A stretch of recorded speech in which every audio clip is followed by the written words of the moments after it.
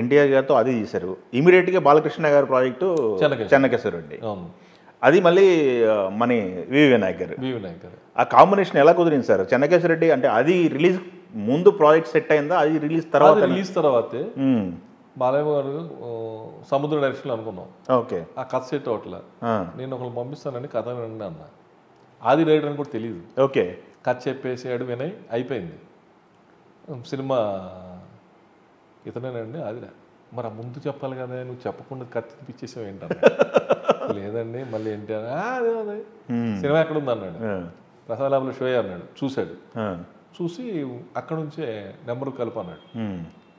ఎన్టీఆర్ అల్లరాముడు షూటింగ్లో ఉన్నాడు, అడవి రాముడు చంటి అడ్డాలది పాలకుల్లో షూటింగ్లో ఉన్నాడు. కలుపని మాట్లాడాడు. బాగా చేసావురా, బ్రహ్మాండంగా ఉంది, టాప్, కంగ్రాట్స్ అని చెప్పాడు. Great person.